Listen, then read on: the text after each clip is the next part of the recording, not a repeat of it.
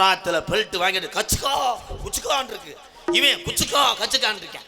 மட்டார்னு சத்தம் கேட்டுருக்கு. அவங்க அப்பா கதவு கிட்ட வந்து அந்த மாப்பிளோட அப்பா, டேய் என்னமேனே பார்த்து மெதுவா அதுன்றா, காலையில வர்றேன் அப்படி. அவங்க அம்மா இருக்குது, என்னப்பா இப்படி வெதர்ல வச்சு விட்டாவ கொலையாட்டு இங்கிட்ட வேணா அடி வாங்கியிருக்கேன், ரொம்ப சிரிக்கிறானே. அதுலயும் கல்யாண வீட்டுலாம் பார்த்தா சில பேர் இதெல்லாம் 1/2 கிலோ செயின் இதுல போட்டா போயிருந்தா என்ன சாப்பாடு, குடல் கறின்டுவேன். பார்த்தா முன்ட்டு 100 ரூபா மொய் எழுத மாட்டேன்.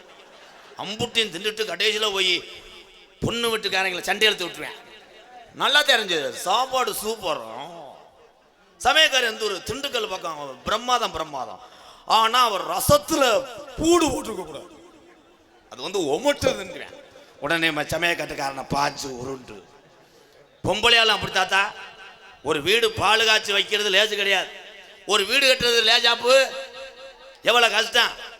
கடை வாங்கி பொண்டாட்டி தாலி கூடிய முதற்கொண்டு அடகு வச்சு, சின்ன புள்ள குளிச முதற்கொண்டு அடகு வச்சு, ஒருத்தன் 15 லட்சம் ரூபாய்க்கு வீடு கட்டி பத்திரிக்கை கொடுத்து போனா பொம்பளையாளு பூரா போயிட்டு உப்பு அரிசியை வாங்கி கொடுத்துட்டு வீட்டை பார்த்துட்டு வர வேண்டியதானே. பொம்பளையாளு பூரா போய் இன்ஜினியர் வேலை ஆக்குறது. வீடு நல்லாத்தான் இருக்கு, வீடு நல்லா இருக்கு. கக்கூஸ் வந்து இங்கே வைக்கக்கூடாது, நீங்க கக்கூஸ் வந்து திண்டுக்கல் பஸ் ஸ்டாண்டில் கட்டி விட்டு நீங்க தெருவில் வெளியே இருந்திருக்கணும். பெட்ரூம் இப்படி வைக்கக்கூடாது, சத்தம் கேட்கும் டப்புன்னு அங்கே களி இழுத்து விட்டு வந்துடும். அதே மாதிரி நீங்க எல்லாம் சிரிக்கணும்.